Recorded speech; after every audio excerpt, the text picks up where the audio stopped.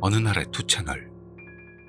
내가 만났던 귀신들로 타선을 짜봤어 라는 스레를 세운 일.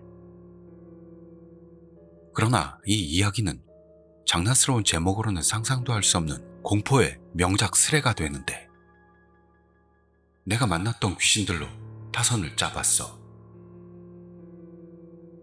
일은 우선 스레 제목대로 자기가 만났던 귀신들의 타선을 발표합니다. 1번 타자 이루수 무카이 초친, 2번 타자 좌익수 우라타 선배의 룸메이트, 3번 타자 우익수 후키짱, 4번 타자 중견수 수수께끼 축제, 5번 타자 일루수 마츠리 바야시, 6번 타자 삼루수 아파트의 아이, 7번 타자 포수 손님, 8번 타자 유격수 야마세미님, 9번 타자 투수 할머니 라는 스타트 멤버 라인업으로 상당히 중량감 있는 타선을 예감하게 만듭니다. 일은 바로 1번 타자 이루수 무카이 초친에 대해 이야기를 시작했습니다. 그것은 일이 고등학교 1학년 6월의 일. 상당한 시골 마을에서 태어나 자란 일은 학교에 다니는데 자전거로 편도 12km라는 엄청나게 힘든 등하교 라이프를 보내고 있었습니다. 그리고 어느 날 일이 부활동으로 늦은 날에 어두운 귀갓길에서의 사건입니다. 일의 통학로에는 산과 밭 사이를 달리는 길이 있어 그곳에는 곳곳에 몇 채의 집이 있는 취락이 있다는데요. 거기까지 오게 되면 집까지는 5분 정도의 거리라서 일은 자전거 속도를 조금 줄였습니다.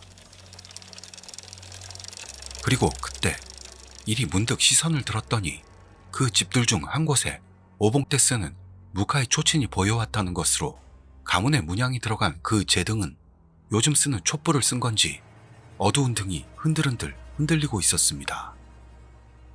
잠깐 설명하자면 무카이 초친이란 조상이나 고인의 영가가 헤매지 않고 돌아올 수 있게끔 표식으로 집 밖에 달아놓는 등롱을 말하는 겁니다. 우리나라 제사 때 대문을 열어놓는 것과 비슷할 것 같네요.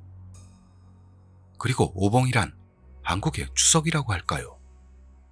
우린 음력 대보름에 치르지만 일본에서는 양력 7, 8월 한창 더울 때입니다.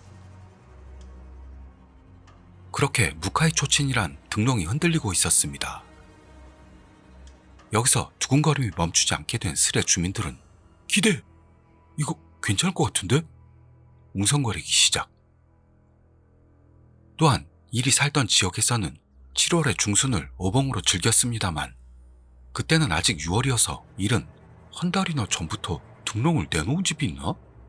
하고 이상하게 생각하고 있었더니 갑자기 그 등롱이 꺼졌습니다. 그리고 나중에 그 집에서 장례가 있는 걸 본 일은 그 일을 할아버지에게 이야기해봤습니다. 그러자 할아버지는 그건 조상님이 마중 나온 등롱이란다 라고 대답했다고 합니다. 그러니까 일의 이 이야기를 봤을 때 일이 지난날 봤던 등롱은 저승으로부터의 환영 사인이었다는 그런 이야기가 되는 겁니다. 이렇게 1번 타자로 들어왔던 무카이 초친 이야기는 끝났고, 다음으로 일은 2번 타자 좌익수 우라타 선배의 룸메이트에 대해 이야기를 시작했습니다. 이것은 일이 고등학교 2학년 4월경의 이야기입니다. 그 당시 사람 수가 부족한 체육계통의 부활동에 들어가 있던 일에게는 선수로 뛰는 선배는 없었지만 우라타 선배라는 여학생 매니저가 있었다고 합니다. 하지만 그 우라타 선배가 2월경에 큰 병에 걸려 도심지의 대형 병원에 입원하게 됩니다. 여기서 이 운동부의 고문과 부원 모두가 돈을 객출해 모아 병문안 갈 물건을 사고 일과 주장이 운동부를 대표해 병원까지 가지고 가기로 했습니다. 이 병원은 현청 소재지에 있는 대형 병원으로 그곳 고층에 있는 3인실에 우라타 선배가 입원해 있었습니다. 그 3인실 제일 안쪽이 우라타 선배의 침대로 입구 근처에 있는 침대는 빈 상태였다는 것. 그리고 가운데 침대는 커튼이 닫혀 있었지만 자리는 비어 있어도 누가 사용하는 것 같았습니다. 그리고 우라타 선배는 내일부터 학교에 갈 수 있어 라고 해 일 일행은 안심하고 농담을 시작했습니다. 이렇게 일들이 한창 떠들고 웃다가 슬슬 돌아가게 되어 병실 입구 쪽으로 걸어가는데 거기로 잠옷 차림의 여자애가 들어왔습니다. 그 여자애는 대충 중학생 정도로 따은 머리는 어깨에서 앞쪽으로 늘어뜨린 모습이 묘하게 어른스러워 보였다는 걸 일은 잘 기억하고 있다고 합니다. 그러자 그 여자애에게 우라타 선배가 어서와 땡땡짱 하고 말을 걸었습니다. 그때 우라타 선배가 여자애에게 말을 건 장면을 일은 똑똑히 기억하고 있다고 합니다만 나중에 태어난 우라타 선배에게 일이 그 머리 따온 여자애는 어떻게 됐어요? 물어보니 선배는 누구? 라고 물어왔던 겁니다. 아무래도 일 일행이 병문안 갔던 날은 우라타 선배가 있는 침대 말고는 전부 비어 있었고 그런 여자애는 존재하지 않았다는 것. 게다가 같이 갔던 주장에게서도 침대는 선배 말고는 다 비어 있어서 3인실인데 쓸쓸하겠네요 라고 했잖아 라는 말을 듣고 말아 일은 많이 당황스러웠습니다. 그렇게 일이 병실에서 봤던 생활감이 남아있던 침대와 따은 머리 여자의 정체는 알 수 없는 채 이 이야기는 끝났습니다. 계속해서 일은 드디어 클린업 라인인 3번 우익수 후키짱 이야기로 들어갑니다. 스포츠를 별로 좋아하지 않는 치규 구독자님들을 위해 간단히 설명하자면 클린업이란 강타자 3인조를 뜻하는 말인데요. 즉 3, 4, 5번 타자를 이르는 말로 쓰이고 있습니다. 주자를 일수할 수 있는 힘을 가진 타자들이죠. 이것은 간단히 말하자면 상상 친구 이야기 모양입니다.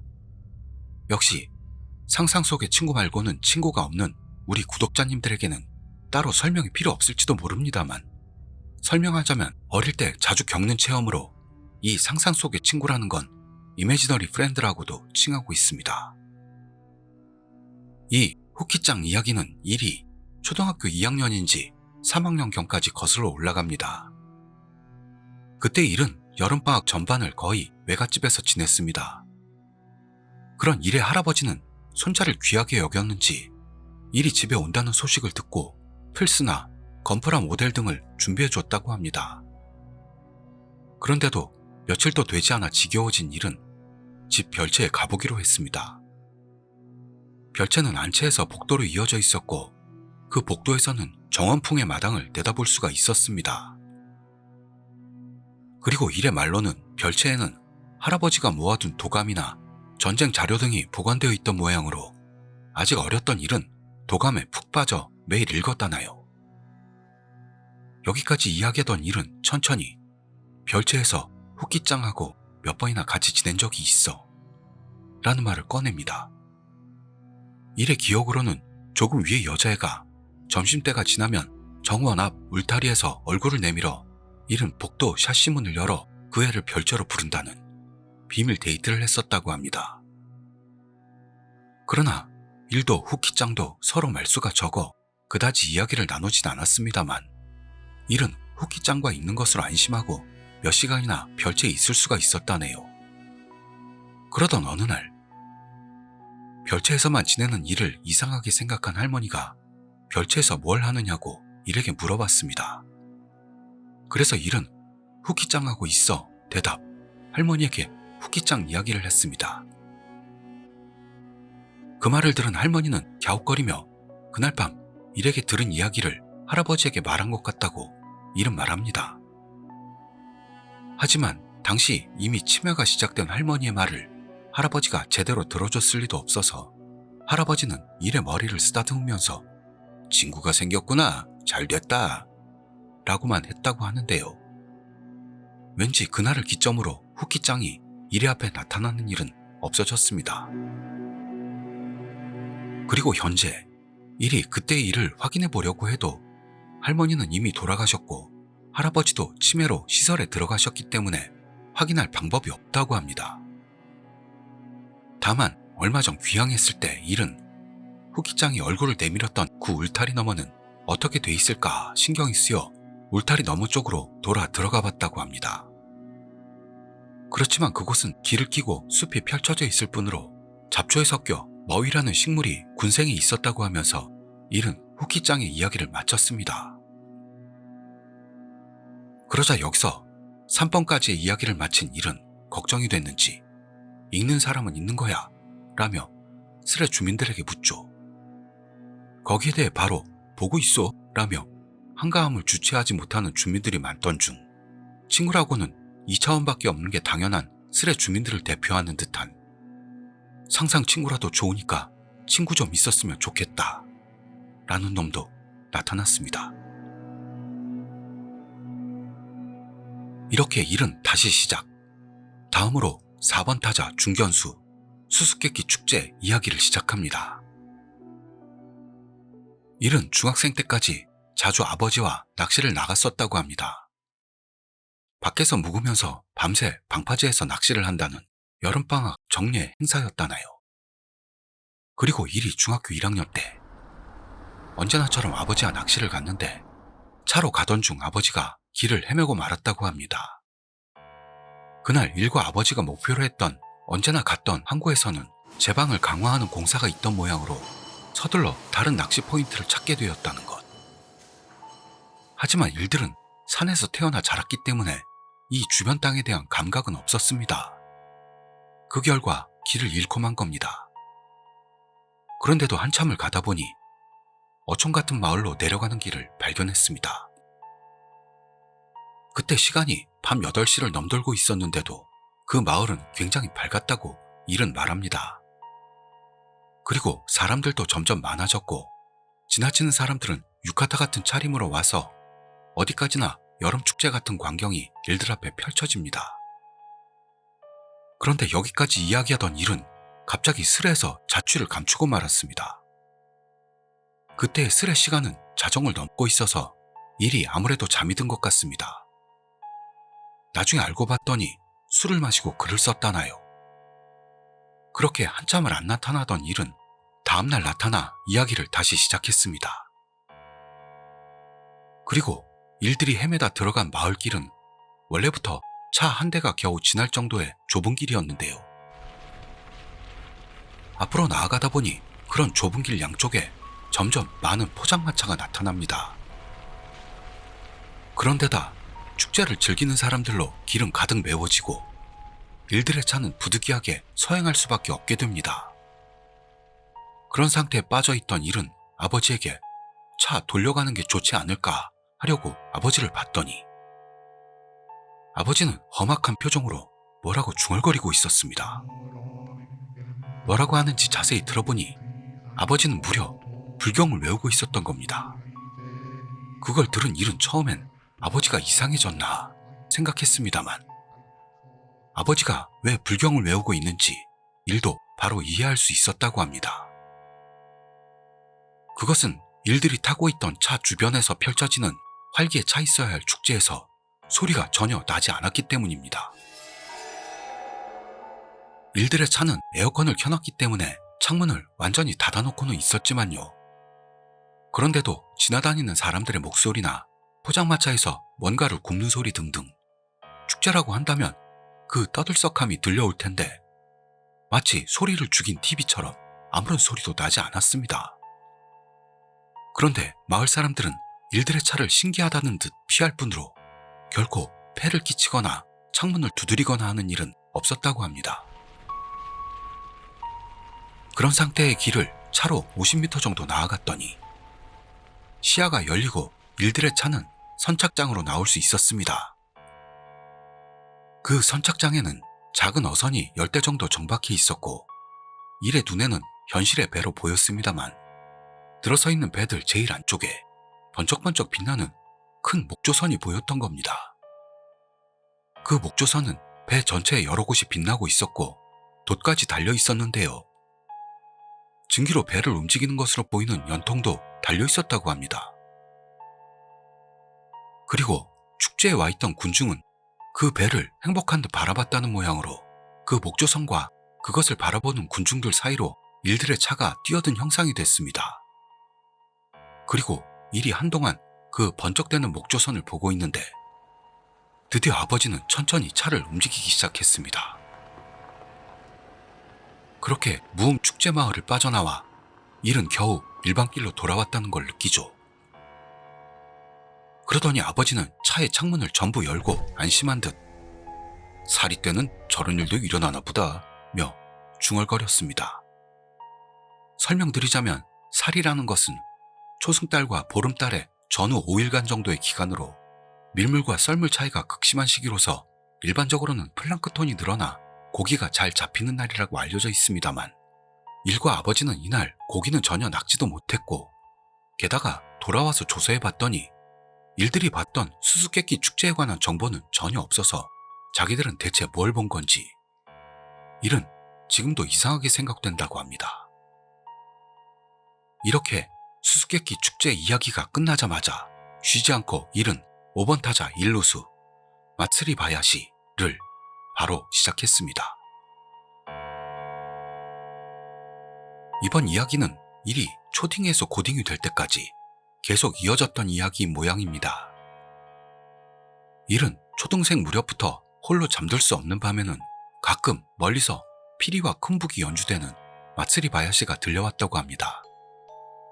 하지만 그게 들리는 건 몇 년에 한 번 정도로 그것은 반드시 여름에 내리는 소낙비 뒤에 선선한 밤이었다고 합니다.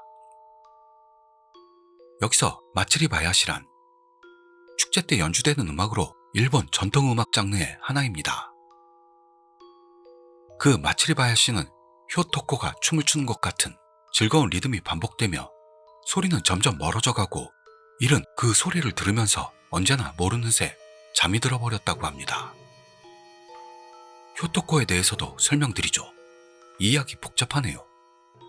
효토코란 축제 때 쓰는 입이 삐쭉 나오고 눈이 짝짝이인 가면입니다. 이걸 쓰고 춤을 추거나 하죠. 그리고 못생긴 남자를 뜻하는 말이기도 합니다. 그리고 초딩 때부터 그런 마츠리 바야시를 듣던 일도 중딩이 되어 드디어 그 마츠리 바야시는 뭐지? 라는 의문이 생겼죠.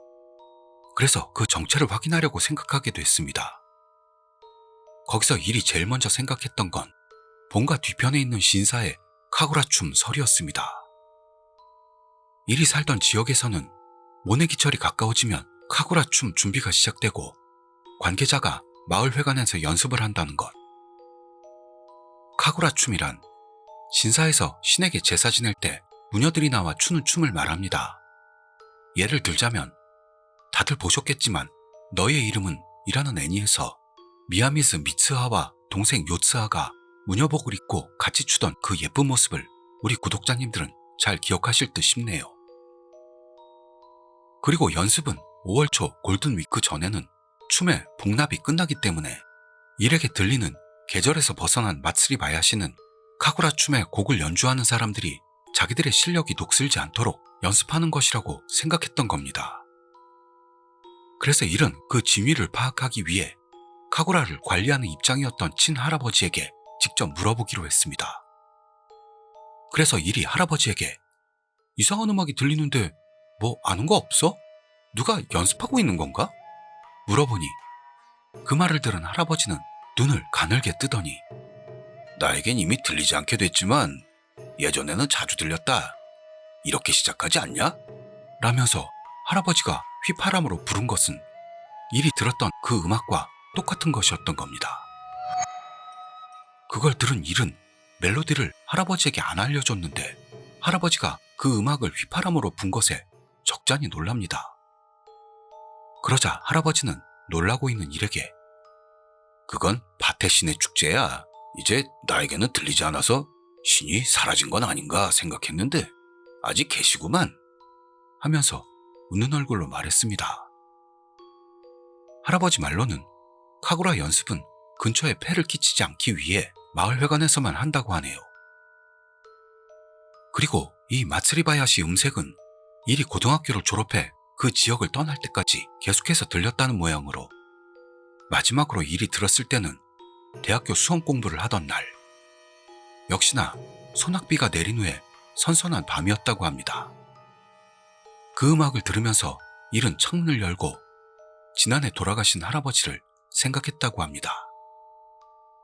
그리고 지금의 일이 고향에 귀성해도 더는 마츠리바야시가 들리는 일은 없다네요.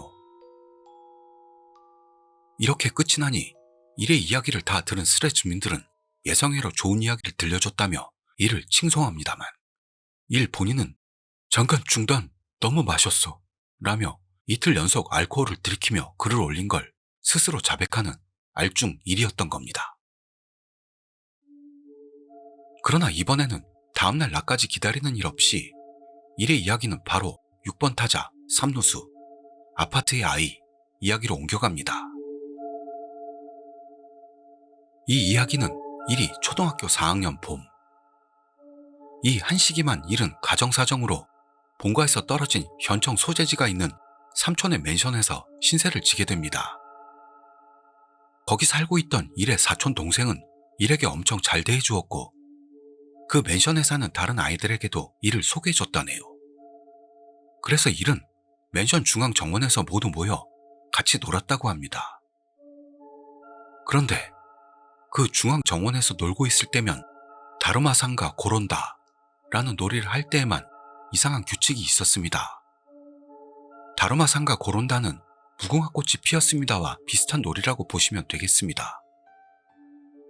그 규칙은 아파트 아이가 온다면 해산이었던 겁니다. 그럴 것도 중앙 정원이 있는 맨션 뒤쪽으로 수풀이 있고 그 수풀 안쪽으로는 작은 목조 아파트가 있었다는 건데요. 그 아파트 아이가 맨션 중앙 정원에서 하는 다루마상가 고론다 놀이에 어느샌가 끼어드는 일이 있다나요. 그리고 그 몰래 끼어드는 애가 살아있는 사람은 아니라는 것도 이 맨션 안에 사는 아이들 사이에서는 암묵적으로 알려지고 있었다는 겁니다. 그리고 어느 날 다루마상가 고론다를 하며 놀고 있었을 때 일이 순례를 할 차례가 돌아왔습니다. 그날은 일과 사촌 동생을 포함 맨션 아이들 6명 정도가 참가하고 있었습니다. 그렇게 일이 몇 번을 다루마상가 고론다 한 뒤 뒤를 돌아봤을 때 중앙 정원 구석 쪽에 모르는 남자애를 발견했습니다. 그 아이는 작은 키에 짧은 머리를 한 아이로 옷차림도 보통이고 귀신 같은 느낌도 없었습니다만 원래부터 맨션 안으로 들어오려면 오토락으로 되어 있는 맨션 통로를 지날 필요가 있었고 또한 일이 모르는 맨션 아이였다고 해도 같이 노는 다른 아이들이 알아차릴 텐데요. 일은 섬뜩한 생각으로 몸이 떨립니다. 그렇지만 아무런 확증이 없으니 일은 그대로 다루마상가 고론다를 계속하기로 했습니다. 그러나 일이 다루마상가 고론다 라며 뒤를 돌아볼 때마다 그 아이는 점점 일에게 다가오는 겁니다. 정원 나무 그늘에서 배전반 밑으로 그리고 결국엔 바로 눈앞에 배수관 그늘까지 거리가 좁혀지고 있던 일은 이 아이한테 터치당하면 어떻게 되는 거지 생각. 그 생각으로 무서워서 어떻게 할 수도 없게 됐습니다. 그리고 다음으로 일이 다루마상가 하는데 누군가가 일의 어깨를 톡 하고 터치했던 겁니다. 극심한 공포로 일의 소중이가 오줌을 지르려고 합니다만 조심조심 뒤를 돌아본 일의 눈에는 즐거운 듯 시작 지점으로 돌아가고 있는 맨션 아이들의 모습밖에는 보이지 않았습니다. 그 후로는 아무 일 없이 모두가 순서대로 순례를 하거나 다른 놀이를 하거나 하며 저녁이 되어 헤어졌다고 합니다. 하지만 돌아가는 엘베 안에서 사촌 동생이 갑자기 일에게 혼자 끼어들었던 남자애 봤는데 라고 말하기 시작했습니다. 일이 물어봤더니 동생은 자기가 순례였을 때도 모르는 남자애가 섞여 있었다고 말하면서 이게 처음이 아니며 다루마상가 고론다 할 때뿐만이 아니고 모두 게임보이를 가지고 나와서 같이 놀 때도 신기하다는 듯 들여다보는 남자애는 목격되고 있었다나요. 그러자 여기서 지금까지 일의 이야기가 그다지 무서운 느낌이 없는 게 많았던 것도 있어 이 이야기는 그래도 무서웠는지 한 방 얻어맞은 형국의 스레 주민들이 쫄기 시작합니다. 그리고 일은 맨션 내에서의 다르마상가 고론다 규칙을 떠올리고 해산 안 해도 됐던 거야? 며 동생에게 물었답니다만 그때 사촌 동생이 뭐라고 대답했는지는 기억나지 않는 모양으로 일단 사촌 동생은 누구라도 같은 편으로 들여주는 좋은 녀석이구나 감탄했던 건 기억난다고 하네요. 그러더니 일은 다음 오봉 때 동생을 만나면 그때 일을 물어보고 싶다면서 이 이야기를 끝냈습니다. 그러는데 자기도 가끔 마츠리 바야시 음악이 들린다는 이비인후과 검진이 불가피한 주민도 나타났는데요. 일의 말로는 인터넷 검색하면 마츠리 바야시가 들리는 사람 수가 많이 늘어나고 있다고 합니다. 그리고 다음으로 이야기할 7번 타자, 포수, 손님이라는 이야기는 일이 외갓집에 맡겨졌을 때의 이야기로 그것은 일이 상상 친구인 후키짱과 오붓하게 보낼 시기와 겹치는 후키짱의 스피노프, 즉 외전격인 이야기입니다. 일의 말로는 후키짱과의 사랑의 보금자리였던 그 별채는 선대가 운영했던 가게터라는 것. 그날 일은 텐마루에 엎드려 할아버지가 준 건프라 모델 즈고쿠와 제트 건담을 가지고 놀고 있었습니다. 그리고 서향인 텐마루는 석양이 강했던 게 인상 깊게 남았다는 일은 커튼을 칠까 망설이면서도 건프라 모델을 가지고 계속 놀았죠. 그 후 드디어 제트 건담과 즈고쿠의 싸움이 점입 가경으로 접어들었을 때 뭐시 하고 일에게 말을 거는 목소리가 들렸습니다. 혹시라는 뜻이겠죠. 깜짝 놀란 일이 얼굴을 들었더니 어느샌지 어떤 남자가 창문 샤시를 끼고 그 너머에 서 있었습니다. 그 남자의 얼굴은 석양이 강해 그림자져 있어 일에게는 보이지 않습니다만 양다리를 모으고 허리를 곧게 편 자세 좋은 남자의 모습을 일은 잘 기억하고 있다고 합니다. 거기서 일은 할아버지 지인분이 찾아온 건가 생각, 어린애이면서도 엎드려 있는 건 실례라고 생각해 일어나서 샤시문을 열려고 했습니다. 그때 일이 남자를 자세히 봤는데 목덜미가 가려지는 챙이 달린 낡은 모자를 쓰고 있었고 다리에는 각반을 하고 있었으며 허리에는 철제 수통을 차고 있었습니다. 그 모습은 일이 별채에서 읽었던 할아버지의 전쟁 자료집에 나오는 옛 일본 병사 그 모습 그대로였고 현재 일은 그것을 육군 군복이었다 인식하고 있는 모양입니다. 그리고 텐마루에 서 있는 일은 일어서면 그 남자와 거의 같은 높이가 되기 때문에 눈앞에 남자의 얼굴이 있었던 건데요. 그런데도 역시 남자의 얼굴은 확실히는 보이지 않습니다. 그때부터 일은 서서히 눈앞에 남자가 살아있는 인간인가 아닌가를 알 수가 없게 되어 그냥 서 있기만 했습니다. 그러자 남자가 갑자기 이 댁에 이즈카 게이치님 계신가요? 하고 일에게 물어봤습니다. 또한 그 목소리는 유리 샤시 너머인데도 잘 알아들을 수 없는 게 아닌 너무나도 뚜렷하고 밝은 목소리여서 일의 마음속에서 위화감이 일어납니다. 그 이이즈카라는 건 일 할아버지 성씨는 맞는데 게이치라는 이름은 들은 기억이 없습니다. 이 남자의 물음에 대해 일은 어떻게 대답했는지 기억이 안 난다는데 무슨 말을 했는지 아니면 아무 말도 안 했는지조차도 기억이 없답니다. 그런데도 남자는 이 댁에 이즈카 게이치님 계신가요? 일에게 다시 같은 어조로 물어옵니다. 일은 남자의 표정이 보이지 않는 것과 석양으로 새빨갛게 물든 마당이 맞물려 무서워져 아무것도 못하고 맙니다. 이미 이 시점에서 일의 머릿속은 텅 비어버립니다만 남자의 세 번째로 숨통을 끊는 이 댁에 이즈카 게이치님 계신가요? 라는 마지막 크리티컬에 일의 눈물샘과 사타구니는 임계점을 맞아버리죠. 결국 일은 맨션 이야기와 이 이야기 2화 연속으로 지리고 말았던 겁니다. 그러자 일의 울음소리를 들은 할머니가 달려왔습니다. 하지만 할머니에게는 남자의 모습이 보이지 않는 듯한 느낌을 받았다고 일은 말합니다. 그리고 일은 할머니에게 손을 잡혀 부엌까지 끌려갔습니다만 뒤를 돌아봤더니 거기엔 제트 건담과 즈고쿠가 긴 그림자를 만들고 있을 뿐으로 남자의 모습은 이미 없었습니다. 세월은 흘러 할머니가 돌아가시고 그 장례식에서의 일. 일은 할아버지에게 당시의 섬뜩한 체험을 이야기해 봅니다. 그러자 할아버지는 전쟁 뒤 바로 몇 명인가 생환병이 찾아온 적이 있다고 말합니다. 할아버지의 형님은 육군으로 전시 중에 남쪽의 어떤 섬에서 실종되었습니다만 그 형님 이름이 이히즈카 게이치라는 것. 전쟁이 끝나고 무사히 생還한 군인이 할아버지 집으로 형님의 소식을 가지고 와 아직 돌아오지 못한 할아버지의 형님을 기다리는 가족을 염려해줬던 일이 몇 번 있었답니다. 그리고 할아버지는 일의 이야기를 듣고 그건 전우가 찾아와 주신 거구나 하면서 불단을 오랜 시간 바라봤습니다.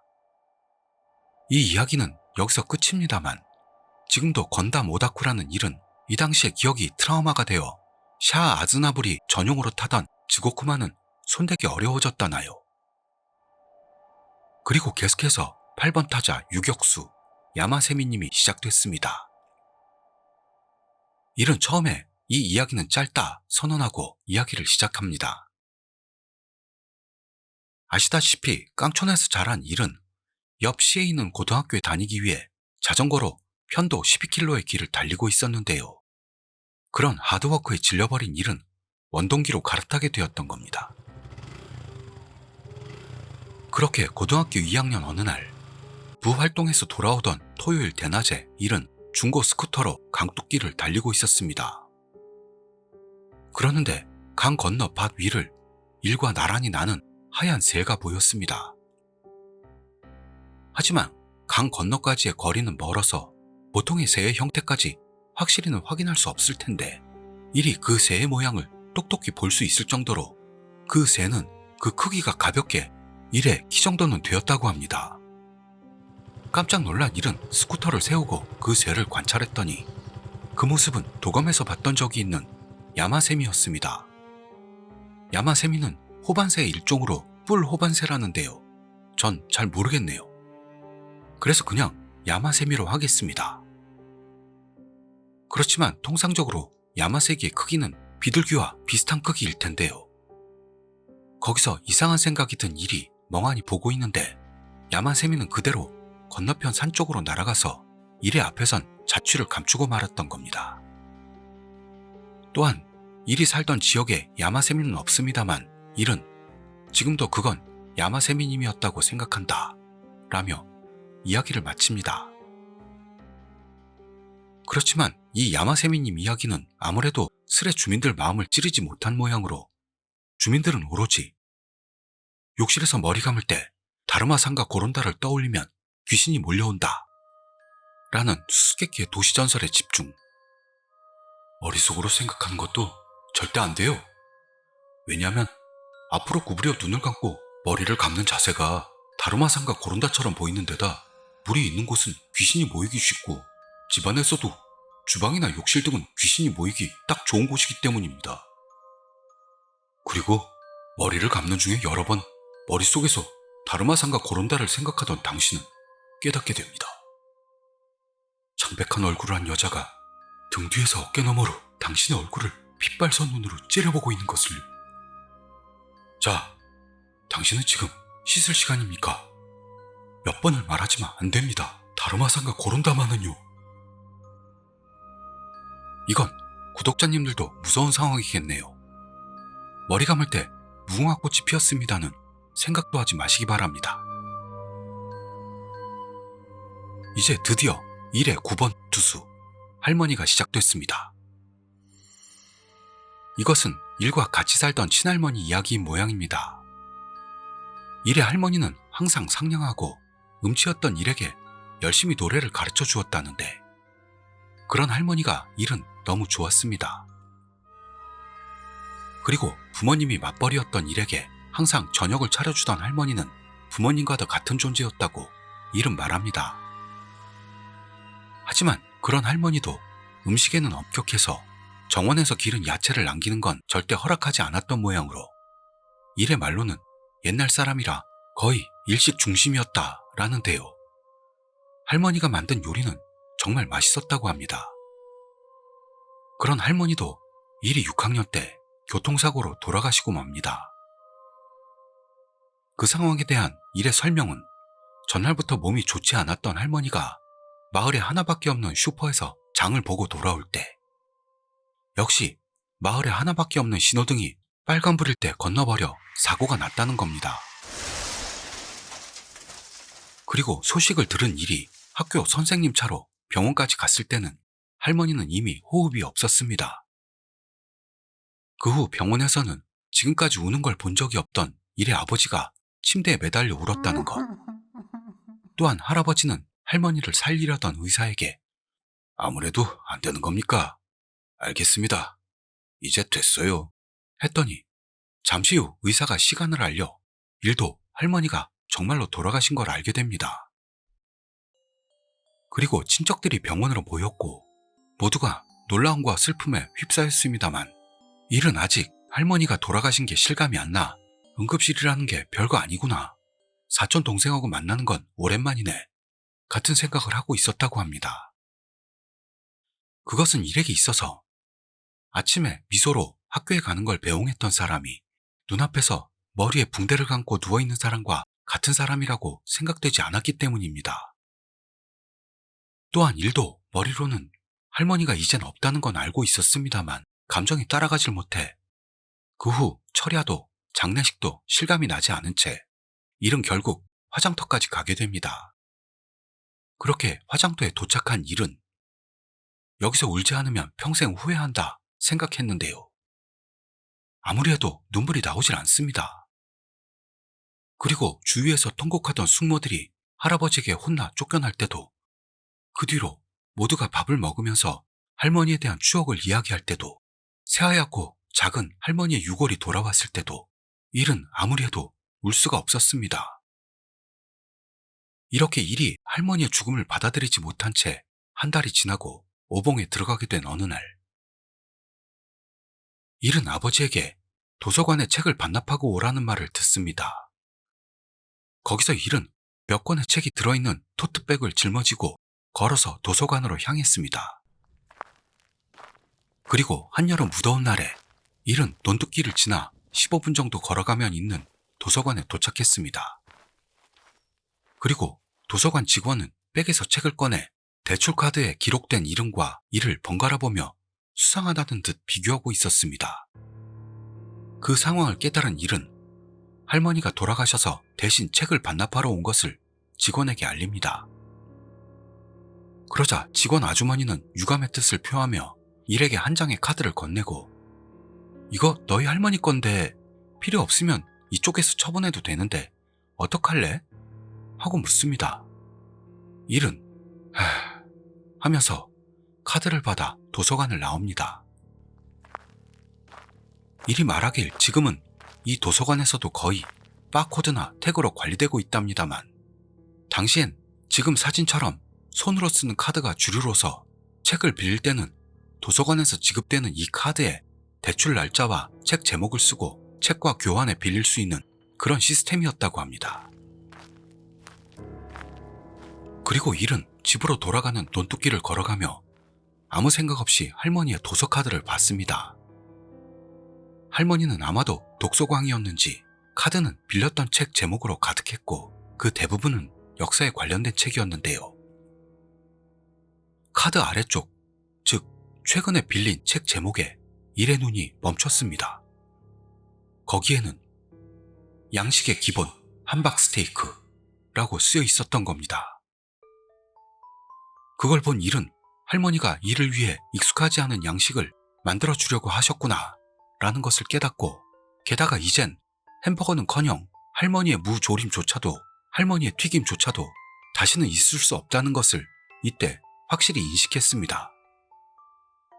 그렇게 실감한 일은 뚝뚝 눈물이 쏟아져 나오고 맙니다. 목구멍이 괴로워져 아무리 미간에 힘을 넣어도 눈물이 넘쳐나왔습니다.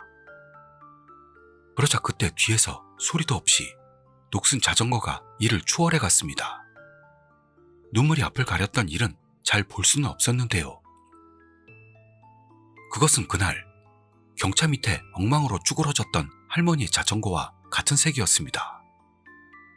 그리고 그 자전거에 타있던 사람은 틀림없이 할머니였다고 일은 말합니다. 할머니는 파마한 머리에 새우 등으로 항상 밭에 나갈 때의 모습인 채로 자전거로 본가 쪽으로 꺾어지더니 보이지 않게 되었습니다.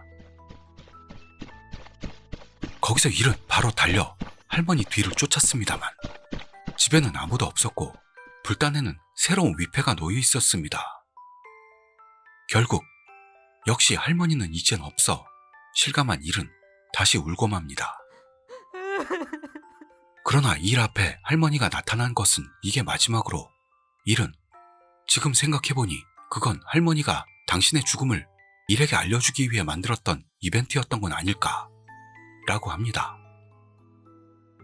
그 뒤로 일은 할머니의 요리를 재현하기 위해 몇 번이나 실험하고 실패하거나 할머니가 좋아했던 책을 읽거나 할머니가 젊었을 때의 발자취를 찾아보거나 하며 보냅니다만 최근에는 역시나 조금은 부끄러운 것도 같은지 그것과 동시에 할머니에게 미안하다고 생각하게 되었다네요.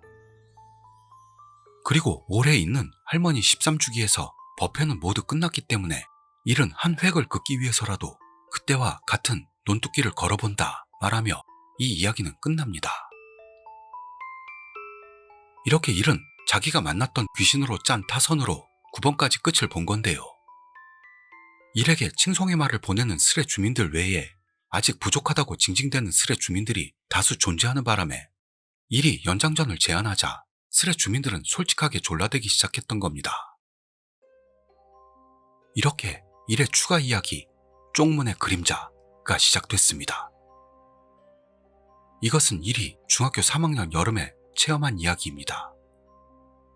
일이 다니던 중학교는 같은 학년이 20명밖에 없어서 모두가 친구처럼 지냈던 겁니다만 그 중에서도 오야마와 오자사 그리고 테시마라는 일과 특히 사이가 좋았던 친구들이 있었습니다. 그리고 이 셋과 이를 포함한 넷이 한번 페어 탐험을 간 적이 있었다고 합니다. 페어가 있는 곳은 일의 집에서 그 카구라춤 신사로 이어지는 길 중간에 있는 그 고장의 수호신을 모시는 숲에 숨어 있는 것처럼 세워져 있었다는데요. 그건 단층집이었다고 합니다. 그리고 일이 들었던 이야기로는 그 페어에는 예전에 딸 하나와 그 부모님이 살고 있었다고 합니다만 어느 날 아버지가 일하다가 사고로 죽어 그 후 남은 엄마와 딸이 야반도주했다는 것으로 그 외에도 여러 사연이 있다고 알려졌는데요. 일이 말하길 전부 다 미심쩍은 것이었다고 합니다. 그런데도 일단 일들 넷은 그 페어에 침입하기로 한 거죠. 여기까지 얘기하고 일은 이 이야기가 중학교 3학년 때가 아니고 고등학교 1학년 때 중학교의 친구들과 모였을 때의 이야기였다는 것을 기억 보정하여 다시 이야기를 속행했습니다.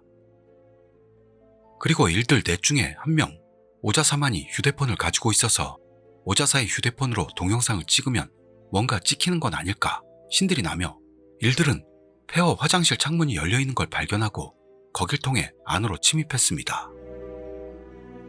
그 페어 안에는 가재도구들이 거의 남아있었고 싱크대 위에 접시가 놓여있는 것 등을 봐도 일은 어디까지나 야반도주 했습니다 라는 분위기를 느꼈다네요. 게다가 벽에 걸려있는 달력은 2000년 4월 달력으로 그건 당시에 봐도 꽤 시간이 흘렀다는 것을 알려주고 있었습니다. 그리고 일은 침입했던 집은 우리가 생각했던 것보다도 넓었다고 합니다. 그 구조는 거실과 주방, 그리고 서양식 방이 2개 있었고 그 외에 아이 방까지 있었다고 합니다. 그 뒤로 일들 넷은 그 넓은 집 모두를 오자사의 휴대폰으로 동영상에 남겨나갑니다만 당시 휴대폰 성능으로는 한 번에 30초밖에 찍을 수가 없었던 모양으로 그것으로 인해 오자사가 투덜거렸던 걸 일은 기억하고 있습니다. 그리고 아이 방으로 들어갔더니 왠지 대량으로 흩어져 있던 산더미 같은 수건들에 책가방이 섞여 들어가 있다는 상황으로 그걸 본 일은 나름 분위기 있었다며 당시를 회상합니다. 일들은 아직 해가 중천일 때 침입했던 겁니다만 숲속에 세워진 단층집에는 해가 들지 않았고 어둠과 곰팡내로 일은 눈알이 돌 것만 같았습니다. 하지만 그런데도 침입한 집은 더럽기만 했지 특별히 무슨 부적이 잔뜩 붙은 것도 아니어서 맥이 풀린 넷은 마지막으로 현관을 찍고 나가기로 했습니다. 그리고 뎃은 일의 집으로 돌아와 찍어온 동영상을 확인해가며 모두 과자를 먹고 있었습니다. 그리고 주방을 찍은 영상이 재생되는데 오야마가 어? 하며 뭔가 깨달은 듯한 소리를 냈던 겁니다. 계속해서 오야마는 부엌 쪽문에 누가 찍혀있어 라는 거죠. 그래서 일들이 다시 돌려 재확인하자 분명히 부엌에 있는 쪽문의 불투명 유리 너머에 사람 그림자가 있었습니다. 당시 휴대폰 화소라고 해야 300만 화소 정도로 화질은 깨끗하진 않았지만 그 사람 그림자는 분명히 사람의 형상으로 인식할 수 있었고 그것도 핑크색 치마를 입은 키가 큰 여성처럼 보였습니다. 그걸 본 일들 넷은 무섭다기보다 먼저 우와! 찍혔어! 위험해! 난리가 납니다. 그리고 일들은 그것 말고도 다른 게 찍히지 않았을까 차례차례 영상을 확인해 나갔습니다만 거실 영상은 창문으로 나무들이 보이는 것만 있을 뿐으로 특별히 이상한 점은 없었습니다. 그 뒤로도 영상들을 확인합니다만 서양식 방들도 그 아이방 영상에도 아무런 이상한 점은 발견되지 않습니다.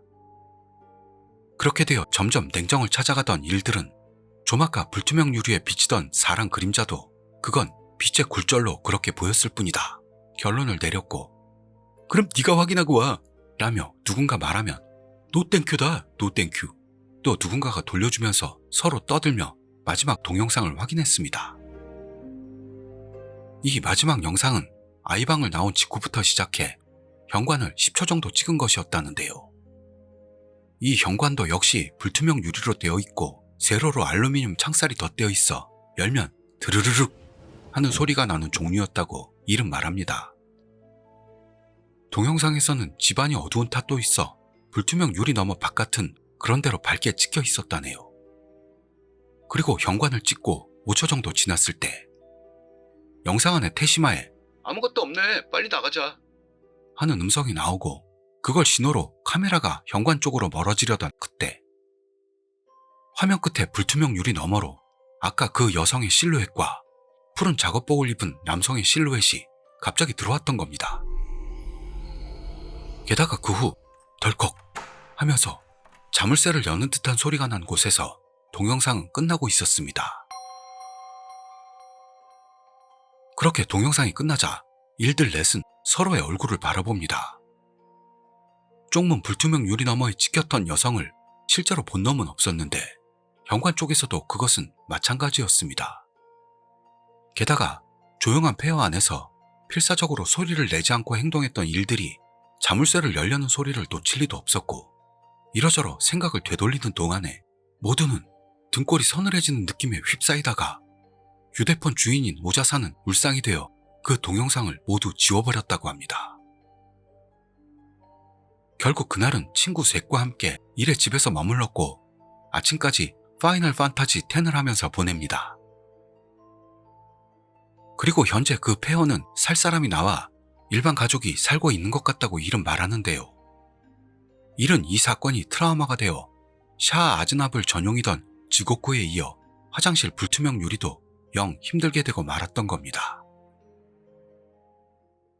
이것으로 연장전에 들어간 일의 쪽문의 그림자는 끝나고 스레 주민들의 찬사가 날아오게 되며 이 스레는 막을 내렸던 겁니다. 일반인들과는 다른 많은 심령 체험을 했던 일의 이야기가 꿀잼이었던 스레였습니다. 상상 속의 친구에다가 스마트폰 데이터 용량이 초과될 때까지 쓰시는 구독자님들께서도 공상안의 친구들로 타선을 짜 댓글란에 발표해 주시면 좋겠습니다. 기대하겠습니다. 긴 이야기 들어주셔서 감사드립니다. 물론 저는 반쯤 죽어나가겠지만요. 귀희를 암살하고 싶은 구독자님들인 치규 사마들께서는 제 노고가 저를 암살하는 중이니까 걱정 안 하셔도 될 것 같습니다. 우리도 구독자님들 부르는 말로 치규 사마 어떠세요? 많은 의견 부탁드리겠습니다. 치규! 그럼 다음 동영상에서 뵙도록 하죠. 고맙습니다.